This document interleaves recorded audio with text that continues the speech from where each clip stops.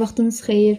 İndi 8-ci sinifdə son olaraq qaldığımız yerdən orqanlar sistemlərimiz, sinir və endokrin sistemi mövzusunu sizə izah eləyəcəm. Ümumiyyətcə, sinir və endokrin sistemi bütün bizim sistemlərimizi idarə eləyir. Yəni ki, insan orqanizmi fəaliyyəti sinir sistemi və endokrin sistem vasitəsilə sinir və hormonal yolla tənzimlənir. İndi gəlin ilk öncə sinir sistemi ilə tanış olaq. Canlılarda sinir sistemi. Burada mütləq şəkillərə baxırsınız. Yəni ki, balıq, suda, quruda yaşayan, sürünən, quş, meymun, insan. Mütləq və mütləq şəkillərə baxmalısınız. Çünki testlərə bəzən şəkillərin özlərini salırlar. Ona əsasən siz onun hansı canlıya aid olduğunu bilməlisiniz. Məsələn, burada göstərilibdir balığın deməli baş beyninin hissələri göstərilibdir. Fikir versəz balıqda digərlərinə nisbətən daha sadədir. Suda, quruda yaşayan və sürünənin baş beynini əgər müqayisə eləsəz, bir dəqiqə. Suda, quruda yaşayan və sürünənin baş beyin hissələrini müqayisə eləsəz, görərsiniz ki, bax bu qırmızı rənglə işarələnmiş hissə beyinciyi göstərir. Suda, quruda yaşayanlarda beyincik daha kiçikdir, amma sürünənlərdə beyincik daha böyükdür. Yəni bu onu göstərir ki, sürünənlərin müvazinəti, sürünənlərin hərəkətinin qurbağalardan daha yaxşı olmasının səbəbi onların beyinciyinin böyük olmasıdır. Ona görə də suda, quruda yaşayanlar əsasən tullanaraq hərəkət edirlər. Səbəbi beyinciyin kiçik olmasıdır. Sonra burada fikir versəz və bunu da qeyd eləyək ki, sürünənlərdə ilk dəfə olaraq Ruşeym halında beyin qabığı əmələ gəlmişdir. Bax, burada Ruşeym halında beyin qabığının əmələ gəldiyini görürsünüz. Sonra quşlara gələk. Quşlarda da, bax, bu ön beyindir. Ön beyində qırışlar yoxdur, amma bax, bu qırmızı rənglə göstərilən beyincikdir. Beyinciyində qırışlar mövcuddur. Amma meymun və insanda, yəni məməlilərdə isə ön beynində də qırışlar vardır. Baxın, görürsünüz, ön beynində qırışlar mövcuddur. Bir hüceyrəli heyvanlarda qıcıqlanma qabiliyyətinin olduğunu artıq bilirik. Bunlarda sinir sistemi olmadığına görə bir hüceyrəli heyvanlarda biz orada ona qıcıqlanma qabiliyyəti deyirik. Məsələn, suya salınmış duz kristallarından uzaqlaşma, bu şirin su bir hüceyrələr üçün xasdır. Temperatur dəyişməsinə qarşı göstərilən reaksiya və s. bu heyvanların qıcıqlanma qabiliyyətinə malik olduqlarını göstərir. İbtidai çox hüceyrəli heyvanlardan bağırsaq boşluqlarda isə sinir hüceyrələri sadə quruluşa malikdir. Deməli, çox hüceyrəli heyvanlarda sinir hüceyrələri artıq anlayışı varsa, onlarda sinir hüceyrələri varsa, deməli, çox hüceyrələrdə refleks, artıq qıcıqlanmanın daha ali forması da refleksdir. Sinir hüceyrəsi varsa, deməli, onun refleksi də var. Deməli, sadə quruluşa malikdir. Məsəl üçün, onlar ulduz formasında bir-biri ilə öz çıxıntıları vasitəsilə birləşən diffuz əmələ gətirirlər, tor şəkilli formada olurlar. Məsəl üçün, indi baxın, şəkillərə baxaq. Şəkillərdəki heyvanlara baxsaq, hidranın sinir sistemi, ağ planari, soxulcan və neştərşənin sinir sistemi göstərilib burada. Hidranın sinir sistemi diffuz, tor şəkilli olduğunu görürsünüz. Yəni, ən sadə sinir sistemidir. Sonra heyvanlar inkişaf edib mürəkkəbləşdikcə başlayır onların sinir sistemi də mürəkkəbləşir. Sonra burada ağ planarinin sinir sistemini görürsünüz. İlk dəfə olaraq yastı qurtlarda sütunlu sinir sistemi yaranmışdır. Həmçinin sütunlu sinir sistemi sap qurtlarda da rast gəlinir. Yastı qurtlar və sap qurtlarda sütunlu sinir sistemidir. Sonra fikir versəz soxulcanın sinir sisteminə. Soxulcanda isə ilk dəfə olaraq, yəni həlqəvi qurtlarda ilk dəfə olaraq düyünlü sinir sistemi yaranmışdır. Düyünlü sinir sistemi həmçinin mollyusklarda, buğumayaqlılarda da həlqəvi qurtlardan əlavə olaraq onlarda da sinir sistemində düyünlər əmələ gəlmişdir. Son olaraq da neştərçənin, yəni xordalar aid olan neştərçənin sinir sistemində isə boru şəklində ən ali forması olan boru şəklində sinir sisteminin mövcud olmasıdır ki, bütün xordallarda bu şəkildədir. Aha. Ümumi sinir sistemi insanda hansı prosesləri yerinə yetirir? Orqanların işini tənzimləyir, orqanlar arasında əlaqə yaradır, ətraf mühitlə əlaqə yaradır, ali sinir fəaliyyətini həyata keçirir. Aha, davam edir. Burada mütləq uşaqlar tapşırıqlara baxarsınız, baxarsınız hamısına. Aha, indi baxaq insanda sinir sistemi və onun reflektor funksiyadır. Ümumiyyətcə, dediyimiz kimi, orqanizmdə iki cür tənzimləyici sistem vardır. Biri sinir sistemi, digəri endokrin sistem. Sinir tənzimi yalnız insanlarda və əksər heyvanlarda olur. Amma endokrin sistem həm bitkilərdə, həm də göbələklərdə olur. Diqqət edin bu cümləyə, testə düşə bilər. Orqanizmdə nəzarətçi kimi fəaliyyət göstərən sinir sistemi bədən üzvlərinə göndərdiyi siqnallarla insanın ətraf mühitə münasibətdə necə davranacağını söylür, yəni bizi idarə edir. Ümumiyyətcə, sinir sistemi sinir toxumasından təşkil edilmişdir. Sinir sistemi sinir toxumasından ibarətdir. Sinir toxuması isə neyronlar və peyk hüceyrələri adlanan iki cür hüceyrəsi vardır. Neyron, bir də peyk hüceyrələri. Deməli, neyronlar sinir impulslarının ötürülməsində, yəni qəbul edilməsində və onun ötürülməsində iştirak edir. Peyk hüceyrələri isə neyronların sayından daha çox olur. Yəni bir dənə neyronun ətrafında 10 dənə peyk hüceyrəsi olur. İndi belə bir şey bir dəqiqə tutaq ki, n dənə neyron varsa, ondan 10 dəfə çoxdur peyk hüceyrəsi. Yəni 10 n-də peyk hüceyrəsi olar. Bunların cəmi də 11 n eləyəcəkdir. 11 n bizə sinir toxumasının sayını verir. Çünki axı sinir toxuması neyron və peyk hüceyrələrindən təşkil olunduğuna görə 11 n-də bizə sinir toxumasının sayını verəcəkdir. Davam edək. Aha. Deməli, 3 cür neyron vardır. Hissi neyronlar, hərəki neyronlar, bir də ara neyronlar. 3 cür neyron var. Hissi, hərəki və ara neyronlar. Hissi neyronlar impulsları duyğu orqanlarından mərkəzi sinir sisteminə, hərəki neyronlar isə mərkəzi sinir sistemindən işçi orqanlara çatdırır. Ara neyronlar isə yalnız və yalnız mərkəzi sinir sistemində yerləşir. Hissi və hərəki neyronlar arasında əlaqə yaradır. Aha. Deməli, neyronlar nədən ibarətdir? Cisimdən ibarətdir və bir də çıxıntılardan təşkil olunubdur. Neyronların qısa çıxıntıları dendritlər, uzun çıxıntıları isə aksonlar adlanır.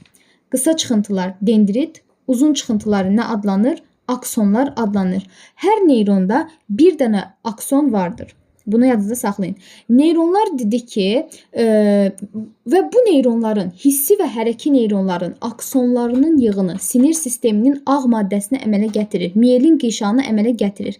Hissi və hərəki neyronların cisim və dendritləri, ara neyron isə bütövlükdə sinir sisteminin boz maddəsinə əmələ gətirir. Bax, əslində kitab bu cümləni tam açıq bir formada düzgün yazmayıbdı. Mən onu birazdan sizə izah edəcəm. Burada məsəl üçün hissi sözü düz də ola bilər, səhv də ola bilər. Mən onu izah edəcəm. Nə zaman düz olur, nə zaman səhv olur. Ümumi sonluqda deyəcəm.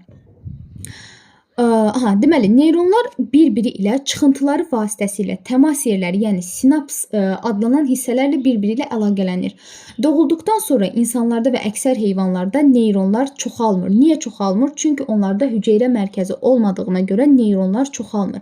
Bir də sizdən soruşsa ki, hansı hüceyrədə mitoxondri daha çoxdur? Neyronlarda mitoxondri daha çox olur. Bunun səbəbi nədir? Çünki sinir impulslarının ötürülməsinə daha çox enerji lazımdır. Görün, o necə sürətlə ötürülür. Ona sən nə qədər çox enerji verməlisən ki, anında sən sinirin ötürülə bilsin, sinir impulsların ötürülə bilsin. Ona görə də mitoxondridə enerji verdiyinə görə mitoxondri daha çox olmalıdır ki, neyronda öz işini yaxşı görə bilsin neyronlarda. Ümumi bir də belə bir şey deyim ki, əgər ki sinir sisteminin ümumi orqanları isə, bax, sinir hüceyrələri başqadır. Sinir toxuması hüceyrələri neyronlarla peyk hüceyrələrdir. Sinir orqanlarına isə baş beyin, onurğa beyin, sinirlər və sinir düyünləri aid edilir. Deməli, heyvanlarda neyronlar çoxalmır. Deyir ki, lakin periferik hissləri, məsəl üçün sinir düyünləri və mərkəzi sinir sistemindən çıxan sinirlər regenerasiya yolu ilə bərpa olunur və sinir liflərinin regenerasiyası çox gec baş verir, suskada 0,3-1 mm. Peyk hüceyrələrinin sayı neyronlardan təqribən 10 dəfə çoxdur. Əsas funksiyası neyronların qidalanma, müdafiə və dayağını təmin etməkdən ibarətdir. Yəni, peyk hüceyrələri sinir impulslarının ötürülməsində iştirak etmirlər. Sinir toxumasının əsas xassəsi oyama qabiliyyəti və oyamanı nəql etməsidir ki, bunun nəticəsində orqanizm müxtəlif qıcıqlara cavab verir. Şəkildə sinir impulslarının ötürülməsi göstərilir və sadə diz refleksi göstərilibdir. Baxın, yadınıza saxlayın. Reflekslər, sadə reflekslər var, mürəkkəb reflekslər var. Həm sadə refleks, həm də mürəkkəb refleks. İkisi də 5 hissədən ibarətdir. Amma onlarda iştirak edən neyronlar fərqlidir. Necə fərqlidir? Mürəkkəb reflekslərdə 3 növ neyron iştirak edir. Həm hissi neyron, həm hərəki neyron, həm də ara neyron. Amma sadə reflekslərdə yalnız 2 növ neyron iştirak edir. Hissi və hərəki neyronlar. Yəni sadə reflekslərdə ara neyron iştirak etmir. Bunların hər biri də dedik ki, 5 hissədən ibarət olur.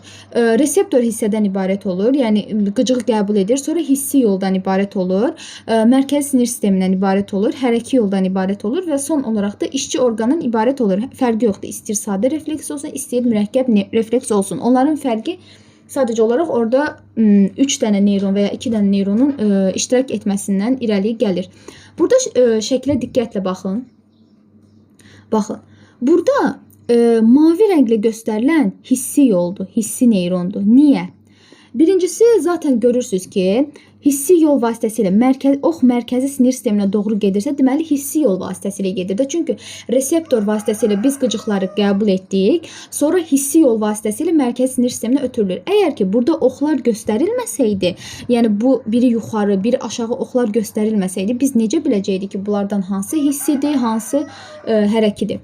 Çünki bax, burada mavi rənglə göstərilən sinir düyünü var. Görürsünüzmü? Sinir düyünləri yalnız hissi neyronların cisimlərindən ibarət olur. Yəni, harada sinir düyünü varsa, bilin ki, o hissidir. Çünki həmin sinir düyünləri hissi neyronların deməli, aksonlarından, daha doğrusu cisimlərindən ibarət olacaqdır. Orqanizmin sinir sistemi vasitəsilə qıcıqlara verdiyi cavab reaksiyası da refleks adlandı. Sinir impulslarının keçdiyi yolda refleks qövsü adlandı. Aha. Deyir ki, insanın müxtəlif orqanlarında qıcıqları qəbul edən reseptorlar var. Reseptorlar kimyəvi, mexaniki, elektrik və başqa qıcıqların təsirindən oyanır. Oyanma refleks qövsünün növbəti hissələri ilə nəql olunur. Orqanizm həmin qıcığa qarşı müəyyən cavab reaksiyası verir. Əgər refleksin yaranmasında yalnız hərəkə hissi neyronlar iştirak edirsə, bunlar sadə, hissi və hərəkə neyronlarla bərabər, bəli, bir və ya bir neçə ara neyron iştirak edirsə, bunlar da mürəkkəb reflekslər adlanır. İnsan orqanizmində müxtəlif mürəkkəb reflekslər vardır. Məsələn, qıcıqlandırıcı maddələrin təsirindən gözdən yaş axması, burun boşluğuna yad cisimlər düşdükdə baş verən asqırma, ağız suyunun ifraz olunması, isti və yaxud da ki, iti əşyalara toxunduqda əlin, ayağın tez kənara çəkilməsi, bunlar mürəkkəb reflekslərə aiddir. Sadə refleksə ilə şəkildə göstərilən sadə diz refleksini aid edə bilərik. Burada deməli tapşırıqlara da baxarsınız. İndi gəldik mərkəzi sinir sisteminə. Deməli, mərkəzi sinir sistemi insanın iki hissədən ibarətdir. Biri baş beyinlə ibarətdir, mərkəzi sinir sistemi. Bir periferik sinir sistemindən ibarətdir. Yəni, insan sinir sistemi, mərkəzi sinir sistemi və periferik sinir sistemindən ibarətdir. Dəqiqə. Mərkəzi sinir sistemi və periferik sinir sistemindən ibarətdir. Mərkəzi sinir sistemi isə baş beyin və onurğa beynindən ibarətdir. Periferik sinir sistemi isə sinirlər və sinir düyünlərindən təşkil edilmişdir. Sinirlər və sinir düyünlərindən təşkil edilmişdir. Bu şəklə sonra birazdan qayıdacağıq ən axırda. İndi gələk mərkəzi sinir sisteminə aid olan onurğa beyninə. Onurğa beyni onurğa kanalının içərisində yerləşir. Bax, burada onurğa beyin kanalı görürsünüz ki, onun içərisində onurğa beyni yerləşir. Yuxarıdan uzunsov beyinlə birləşir, aşağıdan onurğa sütununun bel şöbəsinə qədər uzanır. Deməli, onurğa sütununun hansı şöbələrində onurğa beyni var? Boyun, döş, bel. Çünki belə qədər uzanır. Bel də daxil olmaqla. Onurğa beyni bel şöbəsində qurtarsa da sinirlər büzdümə qədər davam edir. Onun xarici qatı ağ maddədən, daxili qatı isə boz maddədən kəpənək formalı, yəni boz maddənin kəpənək formalı yığımından təşkil olunubdur. Boz maddənin içərisində də onurğa beyninin kanalı yerləşir. İndi gəlin şəkil üzərində baxaq. Baxın, burada segmentin birini görürük, elə deyil. Onurğa beyninin sinirləri göstərilib. Bir dənə segmentin üzərində. Hər bir onurğa beynindən 31 cüt qarışıq sinir çıxır. Yəni, bir dənəsindən bir cüt çıxır. 31 dənə olduğu üçün 31 dənəsindən də 31 cüt, yəni 31 dənə segmentdən ibarət olduğuna görə onurğa beyni. Ondan da 31 cüt sinir çıxacaq. Hamısı da qarışıq sinir olacaq. Mən də sizə deyəcəm, niyə qarışıq sinir? Bax, o sinirlər hansılardır? Fikir verin şəklə. Bax, bir dənəsinin üzərində bir bu tərəfdən, bir də bu tərəfdən. Oldu mu? 2 dənə. Yəni bir cütdə 2 dənə. Və bunlar 2 şaxəyə ayrılır. Öndən hərəki, arxadan hissi sinirlər. Öndən hərəki, arxadan hissi sinirlər. Niyə mən arxanı hissi sinir dedim? Çünki bax, fikir verin, bayaq da sizə dedim, harada düyün varsa bilin ki, o hissidir. Və burada düyünü görürsünüzmü? Deməli, arxa kökü hissidir, ön kökü isə hərəki sinirlərdən təşkil edilmişdir. Həm hissi, həm də hərəki sinirləri çıxırsa, yəni həm hissi, həm də hərəki sinirlər ikisi də birdən çıxırsa, bu artıq qarışıq sinir adlanacaq. Ona görə də 31 cüt onurğa beynindən qarışıq sinir çıxır. Yəni bir növ, ancaq qarışıq sinirdir. Aha, davam eləyək. Onurğa beyninin funksiyalarına gəldikdə həm ötürücü, həm də reflektor funksiya daşıyır. Ötürücü yollar onurğa beyni ilə baş beyin arasında əlaqə yaradır. Onurğa beyninə 31 cüt qarışıq sinir çıxır. Bu sinirlərin, reflekslərinin əksəriyyəti baş beynin nəzarəti altında baş verir. Yəni, nə qədər onurğa beyni idarə etsə də, yenə də bütün nəzarət baş beyin altındadır. Çünki, məsələn, sizə belə bir nümunə göstərim. Tutaq ki, sizə iynə vururlar əlinizə. Siz istəyirsiniz ki, yəni ağrıdır deyə istəyirsiniz ki, əlinizi çəkəsiniz. Amma yəni onurğa beyni sizə siqnal göstərir ki, əlini çək. Amma baş beyin onu dayandırır ki, yox da, yəni ki, həmin belə deyək, iynə sənə vurulmalıdır. Əlini çəkməməlisən. Ona görə də yenə də hər şey baş beyin vasitəsilə idarə olunur. Baş beyindən isə 12 cüt kəllə beyin siniri çıxır. Onurğa beynindən 31 cüt, baş beyindən isə 12 cüt kəllə beyin siniri çıxır. Deməli, ümumilikdə mərkəzi sinir sistemindən 31 cütü onurğa beynindən çıxdı, 12 cütü isə kəllə beynindən çıxır. Deməli, ümumi 43 cüt mərkəzi sinir sistemindən sinir çıxır. Baş beyindən 12 cüt çıxan sinirlər isə həm hissi sinirlərdir, həm hərəkət sinirlərdir, həm də qarışıq sinirlərdir. Yəni 3 növ sinir çıxır, amma onurğa beyindən yalnız bir növ qarışıq sinirlər idi. Gəldik indi baş beynin hissələrinə. Birincisi baş beyin mərkəzi sinir sisteminin tərkib hissəsi olub kəllə qutusunun içərisində yerləşir. Bax burada görürük. Mütləq şəkilə baxın. Oxlarla necə göstərilir baxmalısınız. Çünki bəzən elə ancaq özünüz də bilirsiniz ki, şəkili salırlar. Şəklin üzərində təhlil eləməlisiniz hər şey. Deməli, burada göstərilib ara beyin. Ara beyin qoxudan başqa bütün hissi impulsların buradan keçərək baş beyin yarımkürələrinə getməsini tənzimləyir, yerimə, qaçma, üzmə, reflekslərə nəzarət edir, temperatur, maddələr mübadiləsi, bir çox emosiyaları tənzimləyir. Orta beyində skelet əzələlərinin gərginliyini, tonusunu, işıq və səs qıcıqlarına qarşı səmt reflekslərini tənzimləyir. Bunlar hər birini özünüz oxuyarsınız. Yəni, burada izah ediləsi bir şey yoxdur. Beyincik də, uzunsov beyində, beyin körpüsü də eyni qaydada. Amma mütləq hissələrinə baxmalısınız. Ara beyin harda yerləşir, beyincik hardadır, orta beyin hansıdır, beyin körpüsü hansıdır, uzunsov beyin hansıdır, mütləq bura baxın. Sadəcə burada baxın, baş beyin yarımkürələri üzəri boz maddədən əmələ gəlmiş qırışlı qabıqla örtülmüşdür. Qabıqda təqribən 12-18 milyard neyron vardır. Deməli, 12-18 tutaq ki, 18 milyard maksimumdan götürək. 18 milyard neyron varsa, deməli 180 milyard da peyk hüceyrəsi olacaq. Biz dedik axı, peyk hüceyrələri neyronlardan 10 dəfə çox olur. Elə deyil. 180 milyard da peyk hüceyrəsi olacaqdır. 18-i də neyrondur. Burada müxtəlif mərkəzlər mövcuddur. Gicgah payında eşitmə, alında iradə hərəkətlər, təpədə dəri əzələ, ənsədə görmə mərkəzi, qabığın altında, bura mütləq əzbərləyin çünki bu düşür. Qabığın altında ağ maddə yerləşir. Üzərində şırımlar və qırışlar olan bu şöbə insanda digər məməlilərə nisbətən daha yaxşı inkişaf etmişdir. Bu da onun səthinin sahəsini xeyli artırmış və insanın formalaşması, şuuru, psixi fəaliyyəti, əmək qabiliyyəti qabığın nəzarəti altında həyata keçir. Burada alın payı hansıdır, mərkəzi şırım, yan şırım, gicgah payı hansıdır, ənsə payı və təpə payı hansıdır, hər bir şəkilə, yəni tamamilə çalışın ki, xırdalığına qədər, yəni fikir verəsiz şəkillərə. Çünki dim şəkillərə çox böyük önəm verir. Mütləq tapşırıqlara da baxarsınız. Gəldik periferik sinir sistemi. Deməli, periferik sinir sisteminə isə sinirlər və sinir düyünləri aiddir. Mərkəzi sinir sisteminə baş beyin, onurğa beyin, periferik sinir sisteminə də sinirlər və sinir düyünləri aiddir. Sinirlər 3 cür olur. Hərəki sinir, qarışıq sinir və hissi sinirlər. Hərəki sinirlər hər iki neyronların aksonlarından ibarətdir, impulsları orqanlara ötürür. Qarışıq sinirlər hissi hər iki neyronların uzun çıxıntılarından ibarət olub, impulsları hər iki istiqamətdə ötürür. Hissi sinirlər isə hissi neyronların uzun çıxıntılarından ibarət olub, impulsları mərkəzi sinir sisteminə ötürür. Sinir düyünləri isə mərkəzi sinir sistemindən kənarda, daxili orqanların yaxınlığında və ya onların divarlarında yerləşən hissi neyronların cisimlərindən təşkil olunmuşdur. Baxın, burada deməli sinirlər göstərilib. Ümumiyyətcə sinir sistemi 2 cür olur. Somatik sinir sistemi, bir də vegetativ sinir sistemi vardır. Somatik sinir sistemi skelet əzələləri, dərinin sinirləndirilməsində iştirak edir. İşi əsasən iradedir, yəni bizdən asılıdır. Amma vegetativ digər adı ilə avtonom sinir sistemi deyirlər ki, daxili orqanların işini tənzimlənməsində iştirak edir. İşi əsasən qeyri-iradidir və 2 yerə ayrılır. Parasimpatik sinirlər və simpatik sinirlər. Bu cədvəlin içərisində mütləq bilməlisiniz. Simpatik sinirlər ürək yığılmalarını tezləşdirir, qüvvətləndirir. Parasimpatik sinirlərdə ötürülən oyanmalar ürək yığılmalarını yavaşladır. Yəni biri digərinin əksi olacaqdır. Simpatiklər qan damarlarını daraldır.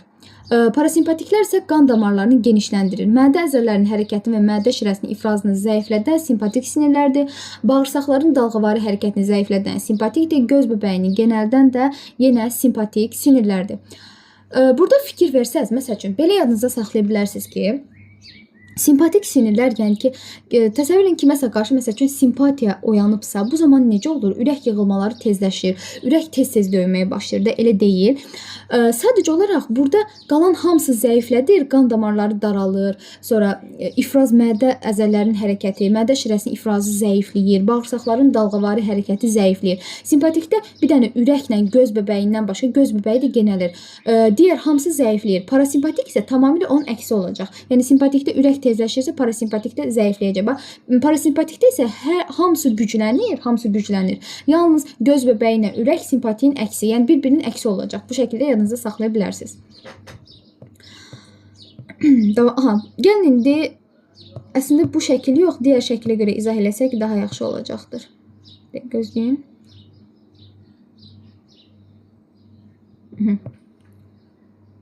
Gəlin bu şəkilə əsasən simpatik və parasimpatik sinirlərin hardan çıxdığını müəyyən edək. Deməli, dəqiqə, gözləyin. Baxın, birinci simpatik sinirlər onurğa beyninin döş şöbəsindən və bel şöbəsindən ayrılır. Söhbət simpatik sinirlərdən gedir. Bax, bu tərəf simpatik sinirləri göstərir, bu tərəf. Bu tərəf isə parasimpatik sinirləri göstərir. Parasimpatik. İndi birinci bu tərəfə baxaq, simpatik sinirlərə baxaq. Simpatik sinirlər onurğa beyninin döş şöbəsindən və bel şöbəsindən ayrılır. Yadınızda saxlayın. Simpatik sinirlər, yəni bütün orqanların simpatik sinirləri döşdən gəlir. Bax, döş hissədən, burada olan bütün orqanların simpatik sinirləri döş hissədən gələcək. Yalnız sidik kisəsi və cinsiyyət sisteminin orqanları istisnadır. Onlarda simpatik sinirlər döş şöbədən yox, bel şöbədən gələcəkdir. Bunu belə yadınıza saxlayın. Parasimpatik sinirlər isə beyin kötüyündən və oma şöbəsindən ayrılır. Bütün orqanların parasimpatik sinirləri isə yenə də beyin kötüyündən gəlir. Amma yenə də sidik sistemi və cinsiyyət orqanları istisna olaraq oma şöbəsindən gələcəkdir. Bunu bu şəkildə qısa konkret yadınızda saxlayın. Deməli,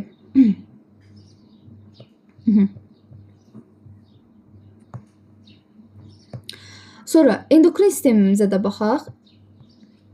Deməli, endokrin sistemi ümumiyyətcə biz dedik ki, həm sinir yolla, həm də humoral yolla tənzim eləyirdi. Bu humoral yolla insan orqanizmi fəaliyyətini tənzim edən də endokrin sistemi idi.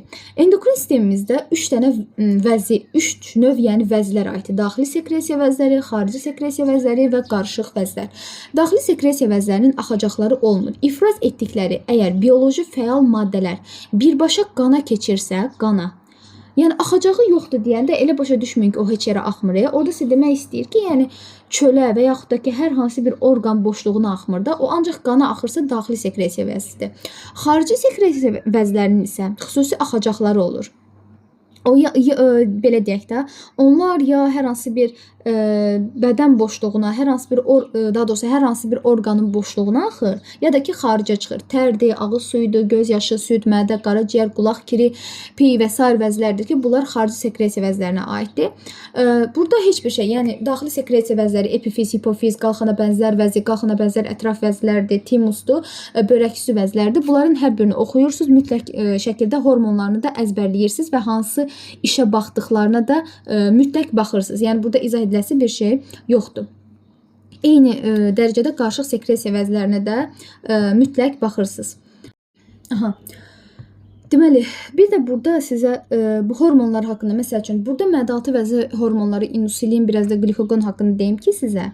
İnsulin qanda şəkərin miqdarını azaldır. Ona görə də şəkər xəstələrinə insulin lazım olur. Elə şəkər xəstəliyinin özü də insulinin azalması nəticəsində olur ki, insulin azalır, şəkərin miqdarı artır. Ona görə də şəkər xəstəsi olurlar. Glikoqon isə adrenalin hormonu kimi qanda şəkərin miqdarını artırır. Yəni, insulinlə glikoqon bir-birinə əks olan, tərs olan hormonlardır. Ona görə də belə bu şəkildə yadınızda saxlayarsınız. İndi nəzarətçi və nizamlayıcı sistemlərimizin funksiya pozğunluqlarına gəlsək, daxili sekresiya vəzlərinin sinir sistemi ilə birlikdə orqanizmin işini nizamladığını artıq bilirik. Məsəl üçün, mədalatı vəzi yetərincə insulin hormonu ifraz etmədikdə insan qanda şəkərin miqdarı normaya düşmür. O, şəkərli diabet xəstəsi olur. Qalxana bənzər vəznin hormonu artıq ifraz edildikdə bazidov xəstəliyi baş verir. Bu zaman maddələr mübadiləsi sürətlənir, göz bəbəkləri böyüyür, xəstə çox yeyir, ancaq arıqlayır, sinir sisteminin oyanıqlığı artır. Böyüklərdə hormon az ifraz olunduqda isə miksedema xəstəliyi yaranır. Bu zaman bazidov xəstəliyinin əksi olan proseslər baş verir. Uşaqlarda isə hormonun az ifraz edilməsi kreatinizm xəstəliyinə səbəb olur. Bax, bu xəstəlikləri, əlamətləri mütləq yadınızda saxlayın. Hansı vəznin xəstəliyi olduğuna da mütləq yadınızda saxlayın və böyüklərdə, kiçiklərdə necə olduğuna da diqqət yetirin. Belə xəstələrdə boy artımı ləngiyir, bədən mütənasibliyi pozulur, ağıl kəmliyi yaranır. Uşaqlarda hipofiz vəzinin hormonu artıq ifraz olunduqda nəhəng boyluluq, az ifraz olunduqda isə cırtdan boyluq müşahidə olunur. Yetkinlik dövründən sonra hormonun çox ifraz olunması burnun, qulağın, dodağın və sair orqanların daha çox böyüməsinə səbəb olur ki, bu da akromeqaliya xəstəliyidir.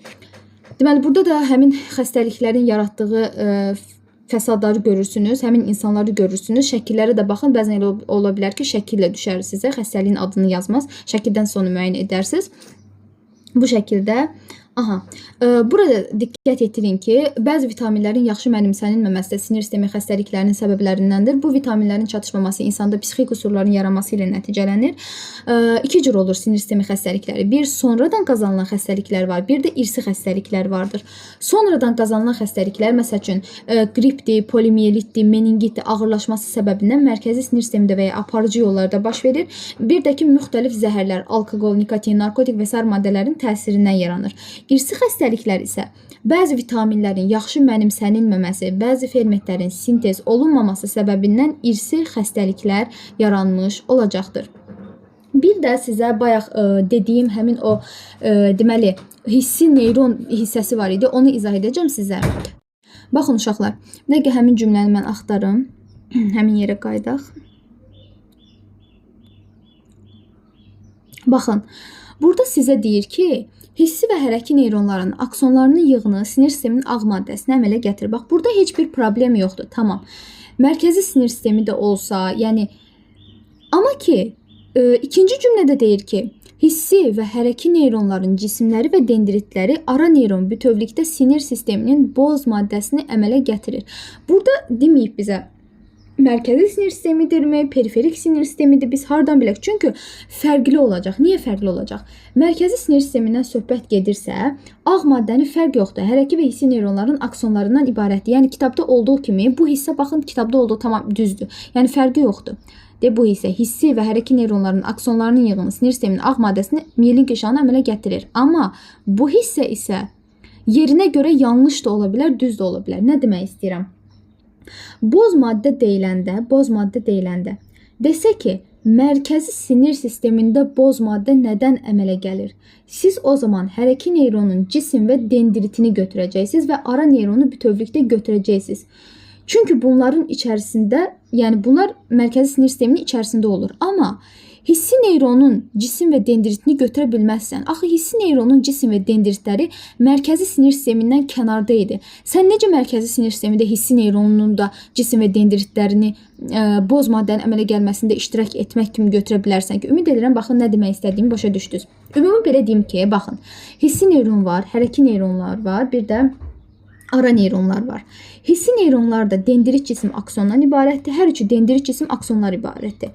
Sadəcə olaraq hissi neyronların dendritlə cismi mərkəzi sinir sistemindən kənarda, aksonları həm kənarda, həm içəridə yerləşir. Ara neyronun hər üç komponenti də mərkəzi sinir sisteminin içində yerləşir.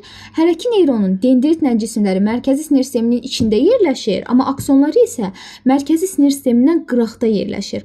İndi sənə desə ki, mərkəzi sinir sisteminin boz maddənin əmələ gəlməsində nə iştirak edir? Hərəki neyron, bax buradan bu tərəf o zaman düz olacaq. Hərəki neyronların cisim və dendritləri, ara neyron isə bütövlükdə sinir sisteminin boz maddəsinin əmələ gəlməsində iştirak edir. Burada mərkəzi sinir sistemindən söhbət gedərsə hissi düzdür. Amma əgər ki mərkəzi sinir sistemi demirsə, yəni kənarda deyirsə, o zaman sən yaza bilərsən ki, bəli, hissi və hərəki neyronların cisim və bu zamanda hissi neyronlar olacaq. Əgər ki, mərkəzi sinir sistemindən kənarda deyirsə, bu zamanda sən necə deyək, hərəki neyron götürməyəcəksən. Çünki hərəki neyronların bu səfər cisim və dendritləri mərkəzi sinir sistemində yerləşir. Sən yazacaqsan bu zaman ancaq hissi neyron əmələ gətirəcək. Kənarda boz maddəni ancaq hissi neyronlar əmələ gətirəcəkdir. Ona görə də bura mütləq diqqət etməlisiniz. Impulslarının ötürülməsinə gəlsək, sinir impulsu bir neyrondan digərindən necə ötürülür? Baxın, təsəvvür edin ki, öz əlinizi götürün. Barmaqlarınız dendrit olsun, ovucunuzun içi neyronun cismi olsun, qolunuz da akson olsun. Deməli, neyronun öz daxilində sinir impulsu dendrit, cisim və akson istiqamətində ötürülür. Dendrit, cisim və akson istiqamətində ötürüləcəkdir. Bir neyrondan digərinə isə sinir impulsları birinin aksonu ilə digərinin dendriti əlaqəli olacaqdır. Axı biri aksonla qutarır, digəri də dendritlə başlayır. Bunlar arasında əlaqə yaradır. Bu şəkildə bir sanki zəncir əmələ gətirirlər. Təkrar edirəm. Neyron daxilində sinir impulsunun ötürülməsi dendrit cisim akson istiqamətində, bir neyrondan digərinə ötürülmə isə aksondan dendritə doğru olacaqdır ki, bunların arasında yarananda dediyimiz kimi sinaps adlanacaqdır, yəni əlaqə adlanacaqdır. Belə uşaqlar, əgər ki, hər hansı bir başa düşmədiyiniz bir yer oldusa, onu şərhlərdə yazarsınız. Mən onu sizə yenidən izah edəcəyəm. Sağ olun.